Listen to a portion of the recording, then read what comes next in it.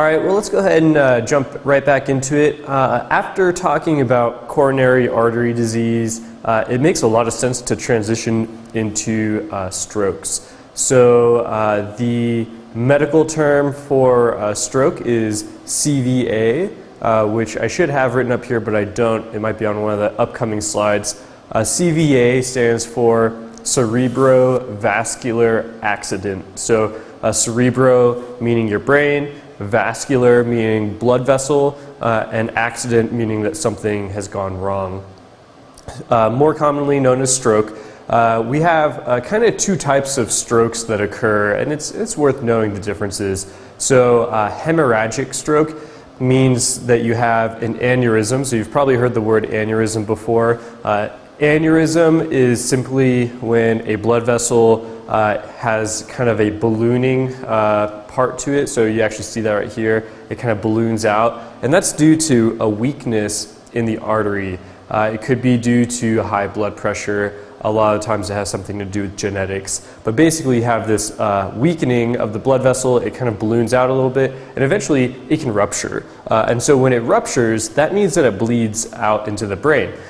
So that's what hemorrhage means. So hemorrhagic stroke is when you have an aneurysm in your brain that breaks. This is bad because you leak blood into the brain area and into the area that blood vessel supplies. So that has kind of two major effects. So the first is that area of the brain where that blood vessel normally supplies blood flow is no longer supplying that amount of blood because the blood flow has been interrupted by a pipe breakage. The other issue that you have is that, believe it or not, blood is actually toxic to brain tissue. So we have something called the blood-brain barrier, which means that you have blood on one side down kind of in the blood vessel, you have brain tissue kind of separate from it, and the blood is never actually touching the brain tissue because of the walls of the blood vessel. So it's still supplying oxygen, it's still taking away carbon dioxide and all the waste products, but the blood never actually touches the brain tissue. And when it does, because we have a break in the blood vessel, that blood is toxic to that brain tissue and will cause tissue to die. So that is obviously no good. Ischemic stroke is the other type of stroke that we have, and it's actually the more common type. So ischemic strokes happen kind of similar to heart attacks. You basically have some buildup within an artery. You might have a clot that's formed there. You can also have clots that are formed in other parts of your body that then move to the brain, so that's called an embolus. You might have heard the term embolism or embolus, and that's when something is in your bloodstream that travels to a different part in your body and causes a problem. So you can have both types cause an ischemic stroke. Ischemia or ischemic simply means that there is a lack of blood flow. So you get a blockage in an artery that blocks the blood flow, and then that part of the brain then is not receiving blood flow and therefore can die. Just like we have with the heart attack where there's a blockage in that coronary artery and that heart tissue starts to die. In a stroke, both ischemic and hemorrhagic, when you have a lack of blood flow to an area, that brain tissue will start to die. This is absolutely a life-threatening event, and if it doesn't kill the individual, if it doesn't result in death, it can absolutely lead to long-term, even permanent disability, as you likely know. So risk factors for CVA or for a stroke, there's quite a lot of them. So heart disease, if a person has an issue with their heart, it doesn't really matter what the specific issue is. Most cardiac diseases or heart diseases are a risk factor for stroke. Arrhythmia, sometimes you'll hear this as dysrhythmia, they're the same thing. So if someone tells you that they have an irregular heartbeat, that's kind of what the layperson will commonly say. They'll tell you that they have an irregular heartbeat. They are at high risk for stroke. Diabetic patients, patients with high blood pressure. High blood pressure is actually the highest risk factor for stroke. Smoking, obesity, and then genetics. So again, if stroke runs in the family, they are way more likely to have a stroke. As far as signs and symptoms, there's kind of a wide range of them. It really depends on what part of the brain is affected as to what symptoms they might have. A lot of times people will have unilateral weakness or numbness. Unilateral means on one side of the body. So if the right side of the brain is not receiving blood flow, oftentimes it's actually the opposite side of the body that has issues. So the left side of the body might have weakness or it might have numbness. They can have facial droop. So what that means is that part of their face, because it's normally controlled by the brain, the muscles aren't able to actually be stimulated, and so that side of the face might droop down. Slurred speech, altered mentation, so they might not be able to answer questions appropriately. They can be dizzy, they can have loss of coordination, so they're not able to do fine motor tasks, they're not able to walk around. And then a headache is another common one. And headache is actually more common for that hemorrhagic stroke where they're actually bleeding. Let's take a quick second and step back. So I forgot to mention with this slide, ischemic strokes, much more common. I believe that ischemic strokes account for around 85% of strokes. And that number might be slightly off, but it's the majority of strokes are ischemic. Smaller amount of them are hemorrhagic. Hemorrhagic has a higher rate of complication and a higher rate of death. So this is the more life-threatening one. Fortunately, it's the less common one. All right, moving on. So CVA, stroke assessment. So a nice acronym to remember is FAST. So if you can remember FAST, you're in a good place. So F in FAST is face. Do they have any facial droop? You can sometimes just see this. You can look at someone and just see that like the side of their face is drooping, but sometimes it's kind of subtle. And so if you're assessing someone and you're thinking maybe this person's having a stroke, a great question for you to ask them if they're able to follow commands is to have them smile. So when they smile, one side of the face won't be able, it might not be able to actually contract, and so they might just have kind of like a one-sided smile. That's very common. The A in FAST is for arms. So the questions you might ask is one arm weak or numb, and then you can check something. So what you do is you actually have the person hold up both their arms in front like this, and you're not supporting their arms. You might have to support their arms to get them started, but then you have them close their eyes so they can't see their hands, and then if you are holding their arms up, then you take your arms away. But have them hold their hands up, palms face up, close their eyes, and if they have a positive finding, what happens is one arm will actually drift. We call this pronator drift, so that's a pronation action, and then their hand might actually fall down. Sometimes they just can't even like hold that arm up, and that would also be a positive finding.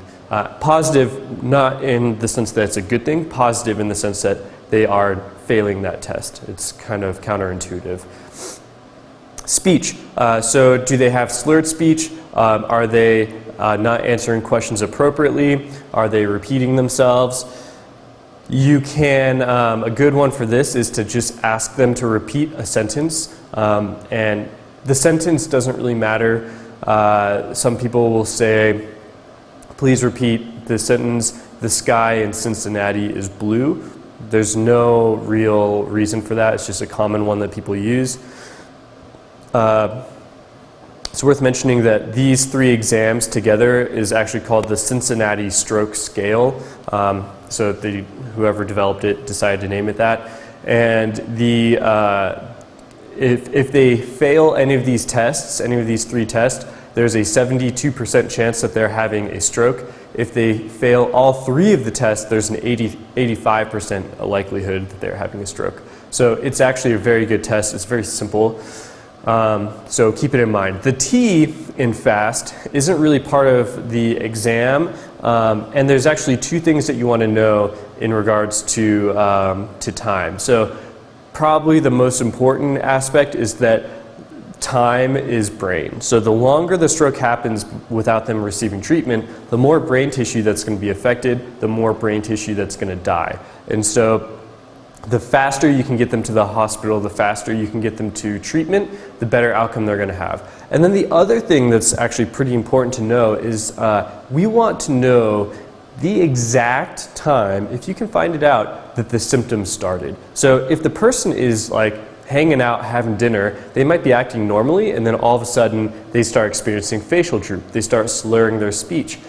If you know the time that that happened, write that down. That's a really important piece of information because if they are within 3 to 4 hours of when the symptoms started to when they get to the emergency department, there's certain medication that they can give them that will have a really good influence on their outcome.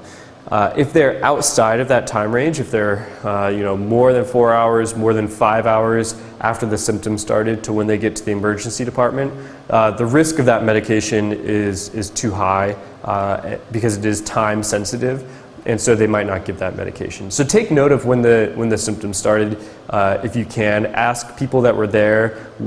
If you weren't there when the symptoms started, try to figure out from the family or from bystanders what time exactly those symptoms started. It's a very important piece of information. So what about management? So, again, time is of the essence. So immediate evacuation from the wilderness setting is the most important thing you can do for them. Again, time equals brain. If you can remember that, that kind of helps remind you of the significance of the time factor. We want to manage the airway, breathing, and circulation, which we talked a little bit about in the patient assessment. We'll practice all those things in the, we talked about that in the assessment lecture. We'll practice those things in the practical portion. If you're someone who has access to oxygen, supplemental oxygen, you can certainly put them on oxygen. My recommendation is to give them just a small amount of oxygen unless they really need it, unless you have indication otherwise. If you're someone who is familiar with this, just a nasal cannula is fine. But most of us won't have access to oxygen, especially in a wilderness setting. So don't worry about it in that case. If you're operating in a system where you are a responding medical provider and you're going to be transporting this patient by ambulance or maybe by car or whatever it might be, if you can notify the hospital that you're coming in with a possible stroke patient, that can really do a lot for them to get the gears turning for the appropriate treatment to occur. And then they also want to know the time of onset that the symptoms started. So keep that stuff in mind when you're managing a stroke. Not much else that we can do for these people in the field. Really just recognizing when they're having a stroke and recognizing that they just really need to get to an emergency department as fast as possible. So next up, we're going to be talking about seizures.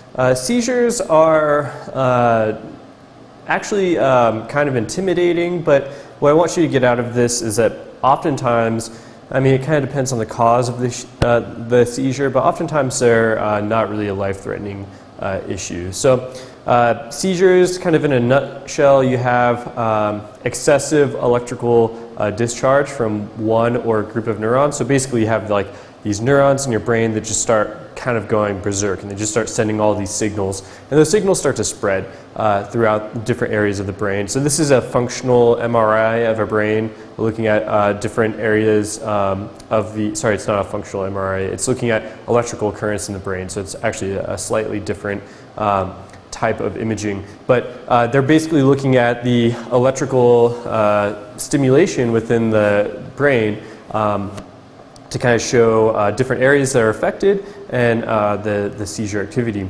So typically what happens is the frequency increases from that neuron discharging and eventually involves other neurons, so that's the propagation.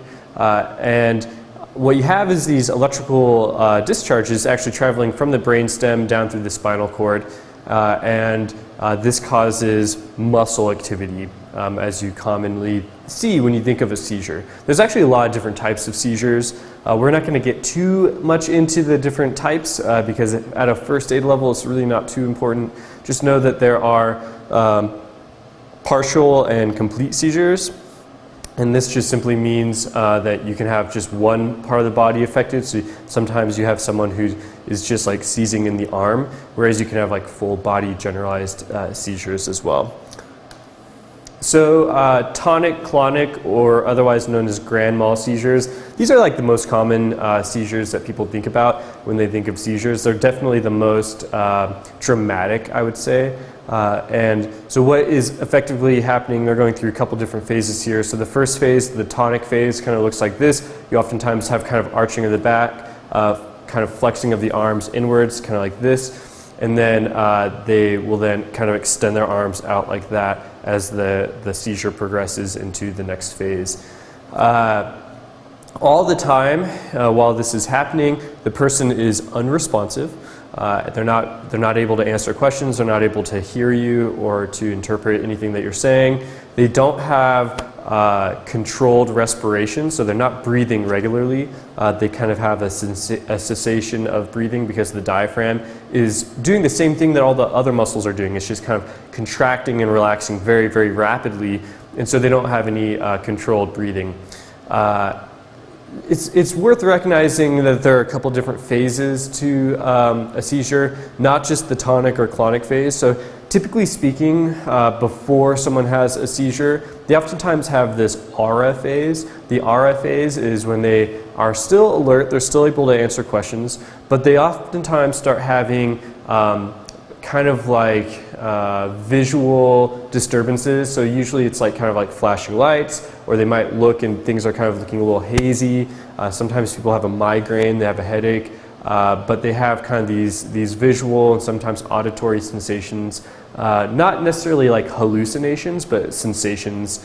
And for people that regularly have seizures or have had seizures before, when they start having this aura phase, they start to, they might recognize, hey, I'm about to have a seizure. Like this is what always happens when I have a seizure. They then lose consciousness, and then usually, if they're having this type of seizure, we'll go into this uncontrolled muscle movement, and then after it resolves, because eventually for most people it'll just stop, they then have what's called the post-ictal phase. The post-ictal phase is when they don't have this muscle contraction, the seizure has effectively stopped, but they're unresponsive.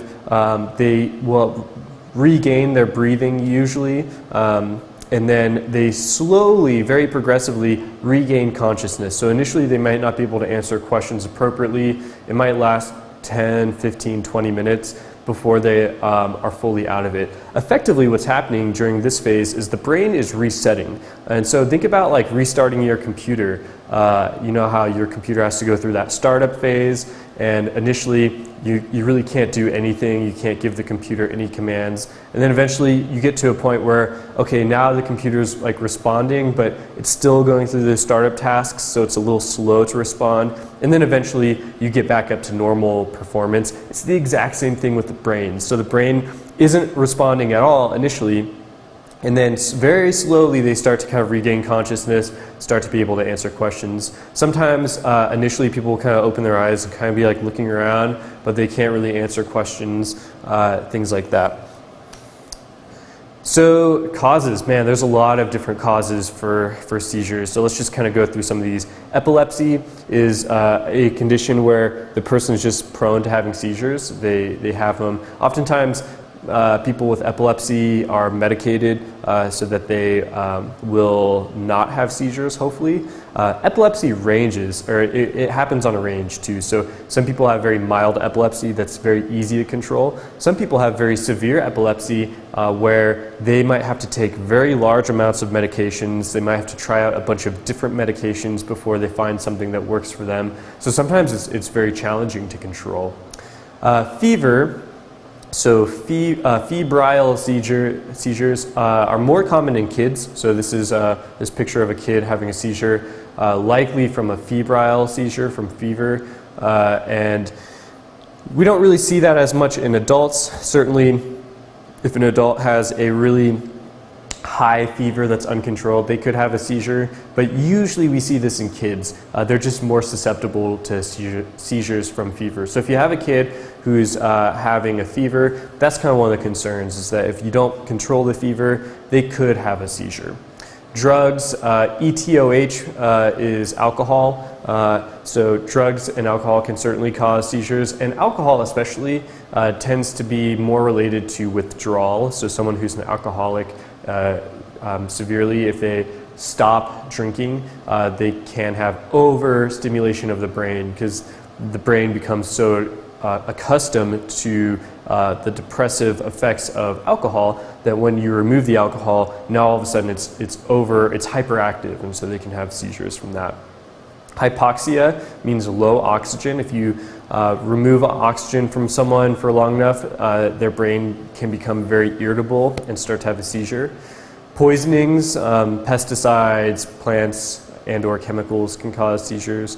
Electrolyte abnormalities, so if someone has issues with salt concentrations in their bloodstream, or potassium or other electrolytes, that can cause them to have seizures. Heat illness and electrolyte abnormalities in relation to seizures actually go hand in hand, as we'll talk about in our heat lecture. Head trauma, so this is one of the more severe ones. If someone has a really bad head injury, they can have seizures that are very hard to control. Diabetes, specifically when someone's blood sugar gets too low. We'll talk a little bit more about diabetes in a little bit. And then genetics, so just like anything medically speaking, if it runs in the family, they're more likely to be susceptible.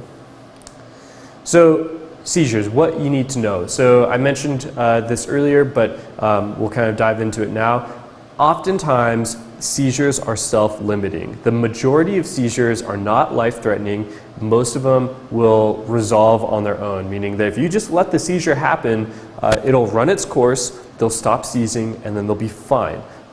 That's not always the case, but that's usually the case. There are certainly seizures that are life-threatening, and that's why we still consider them an emergency, because you might not know if that thing is going to stop. But recognize that most of them do stop, and it's usually not an issue. The problems that people can have from seizures, hypoxia, which means, again, low oxygen. So as a person is seizing, because they're not breathing regularly, they don't have that coordinated respiration, their oxygen levels are going to go down. Also, their blood sugar will usually go down because they have such severe muscle activity from the brain being stimulated that they are just burning through their sugar. So after someone has a seizure, as a medical provider, things that I want to know what their oxygen levels look like, and I want to know what their blood sugar looks like. Again, not necessarily things that you can do at the first aid level unless you have other equipment and you have other training, but from a medical provider standpoint, these are the things that I'm thinking about. Status epilepticus. So this means that the seizure goes and goes and goes. It's not really stopping. And it is a true medical emergency. They can be very, very hard to stop. They can go for a very long time. And this is when the hypoxia and the blood sugar become more of an issue. By definition, if a seizure lasts more than 5 minutes, then that qualifies them for status epilepticus.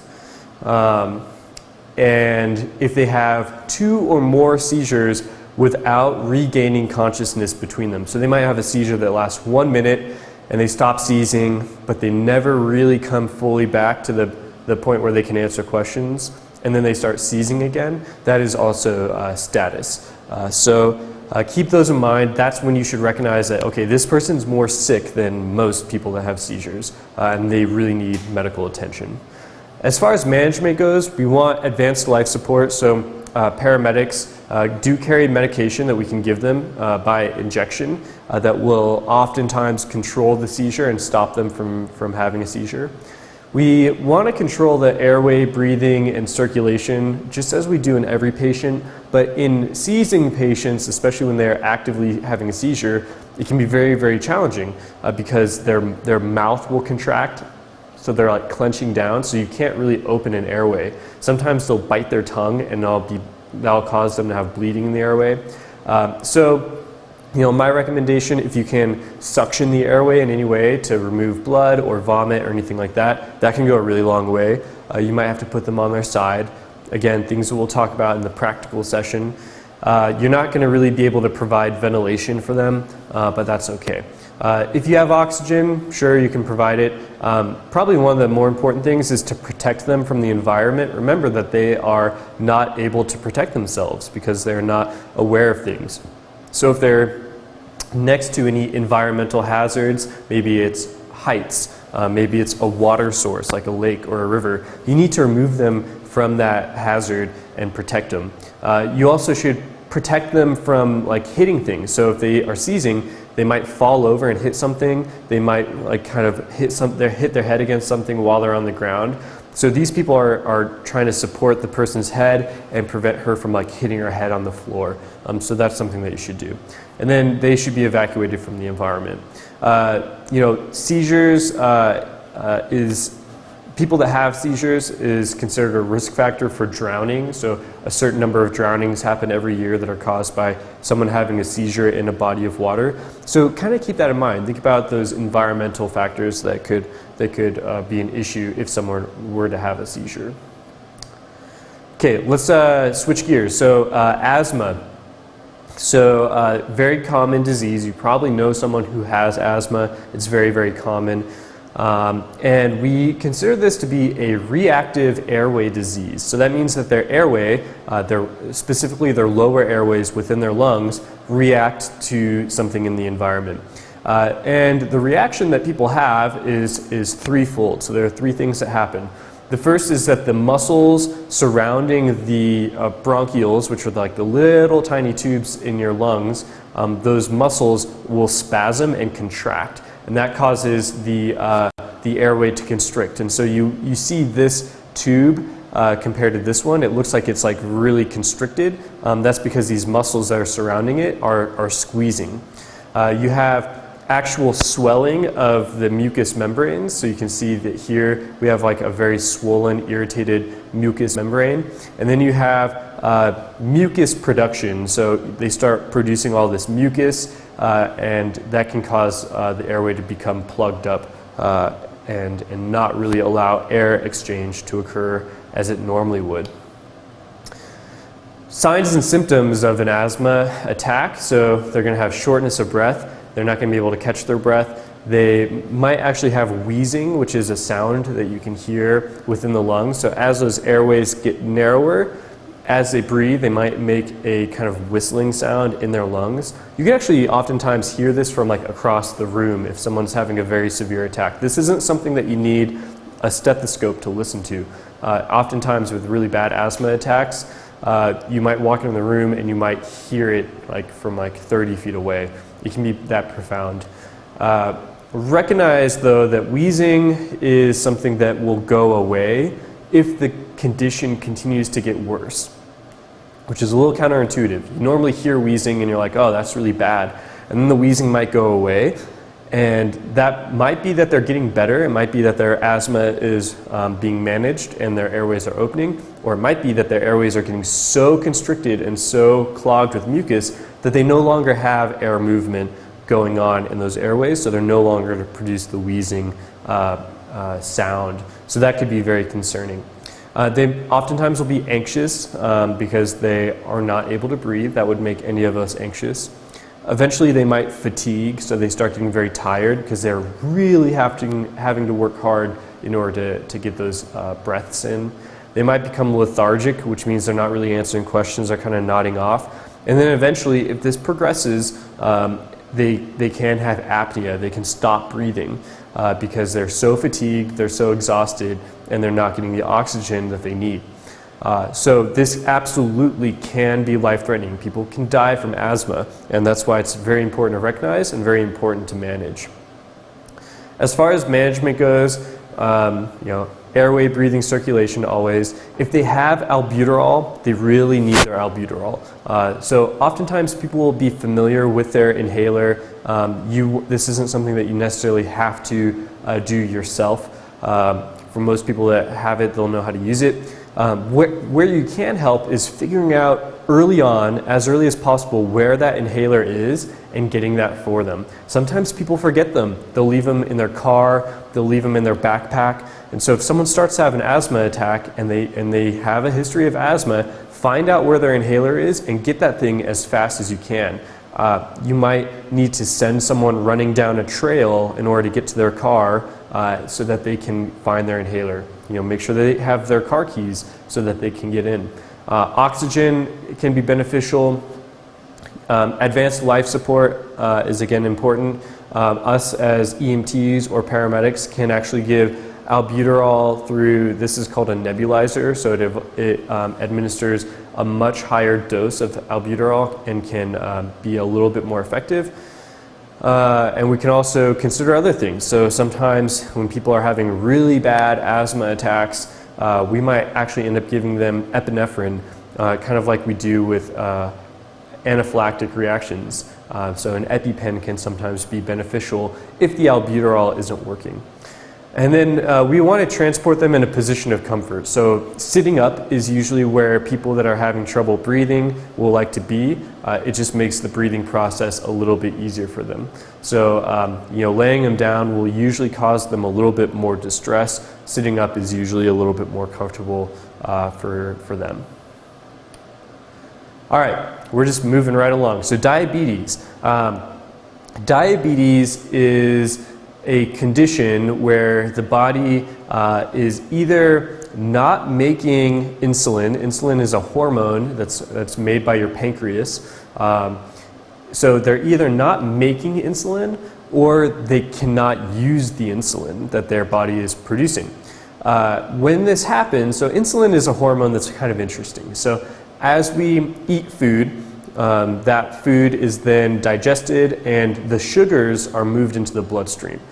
As the sugar is moved in the bloodstream and distributed throughout our body, that sugar is then provided to the cells of the tissues and then used for metabolism. All of our cells need sugar to survive, as we all know. The insulin is the key, basically, that opens up the door and allows the sugar from the bloodstream into the cells. If we lose that key, if we don't have insulin or the insulin stops working, then we basically accumulate a lot of sugar into the bloodstream, but the sugar can't actually get into the cells. So that's an issue. So when we have a diabetic emergency, there are basically two things that you should think about. So either their sugar gets too low. So this happens when a diabetic takes their insulin, so they're injecting insulin, but maybe they didn't eat enough food, or maybe they took too much insulin. And so this drives their blood sugar to go down. Basically, all the sugar is taken out of the bloodstream, and then they just don't have any more sugar remaining. So this would be hypoglycemia, which means too little sugar. The other emergency that we see is hyperglycemia, which means too much sugar in the bloodstream. This happens when someone hasn't taken their insulin, or maybe they rely on their insurance to buy insulin, and for whatever reason they're not able to do that, or they can't afford it.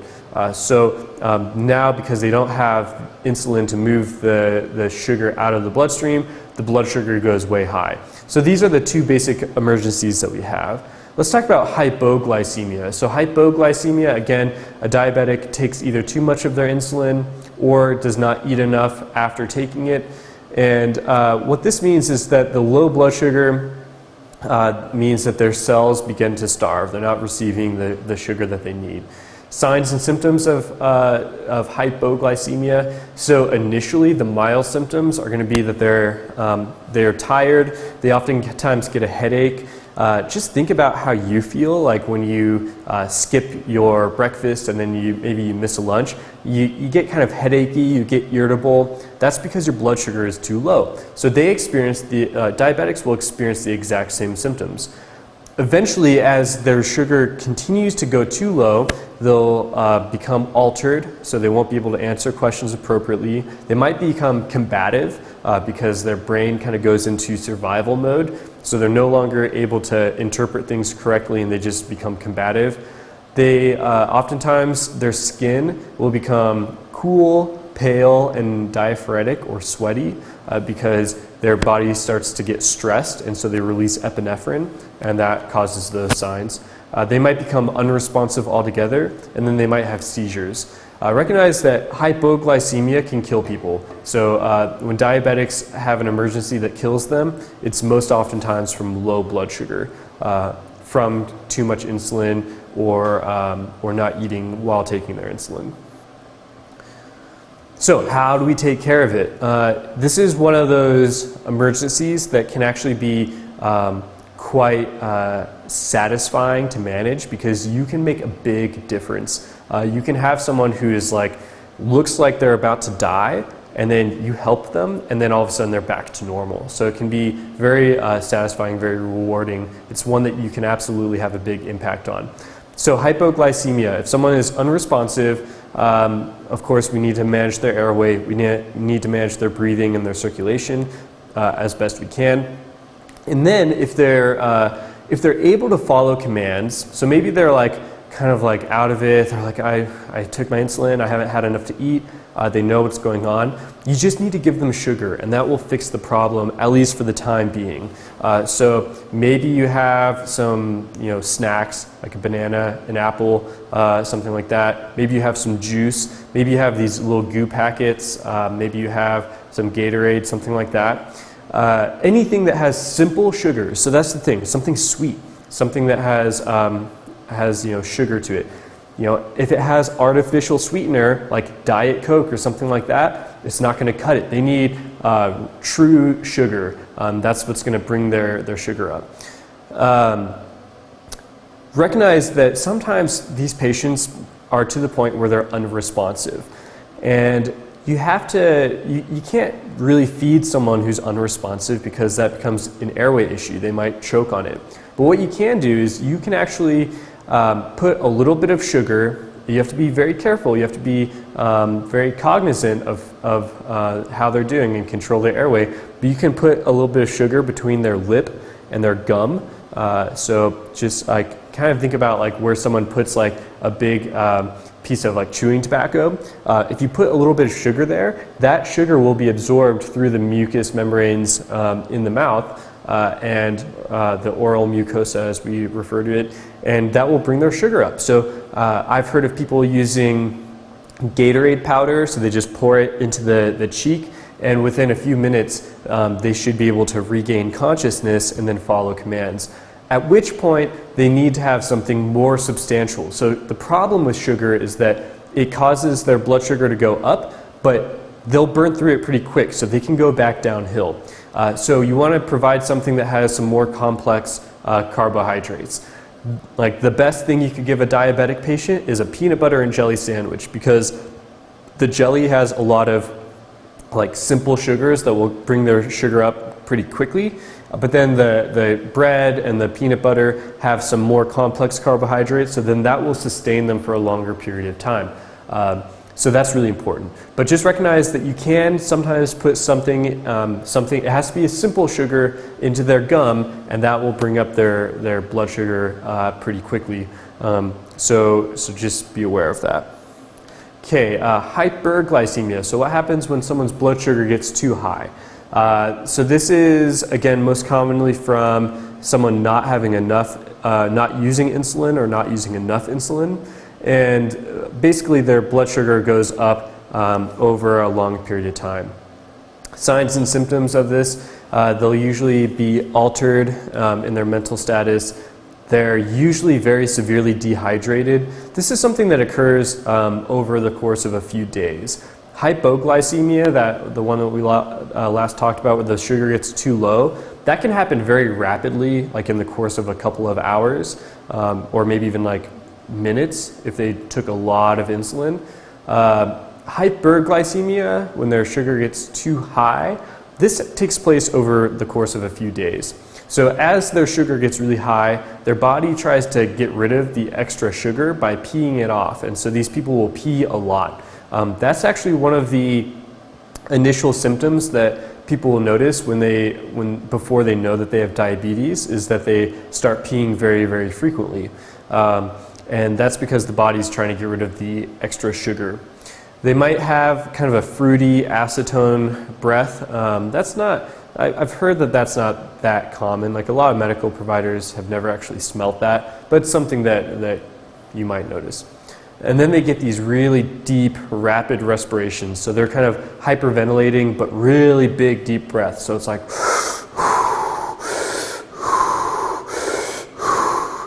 and they're trying to breathe off the acidosis. So basically what happens with these people is they have a lot of sugar in their body, but it's not getting to the cells. And so the cells then fall back on burning fats, and that burning of fats will produce these things called ketones, and ketones are acidic. All this is a little bit too maybe a little bit too in depth than you need to know, but just realize that they have deep, rapid respirations because they're trying to exhale all that additional acidosis from those ketones. And those ketones are actually what give this fruity acetone smell to their breath. Oftentimes their skin is warm and dry. It's usually really dry because they're super dehydrated. So those might be the symptoms that you see. Management, if you know that they're hyperglycemic, maybe they have their glucometer and they tell you that their sugar is too high, you should try to hydrate them because, again, they oftentimes are very dehydrated. If you don't know what's going on, if you have someone who is just altered and unresponsive, then you can just give them sugar. So maybe their sugar is too high, but maybe their sugar is too low. If in doubt, just give them some sugar and see what happens. If they are low, if they're on the low end and you give them sugar, then that might make them better. If their sugar is too high and you give them a little bit of sugar, it's not really going to hurt them a whole lot. So if in doubt, if you have a diabetic patient, give them some sugar. And then you should evacuate them. Something I forgot to mention that was on this slide, a lot of times diabetics will have something that identifies them as being a diabetic. So it might be a bracelet, it might be a necklace, it might be something in their wallet. So if you have someone who is unresponsive or not answering questions appropriately, you should look for these things and see if they have anything that identifies them.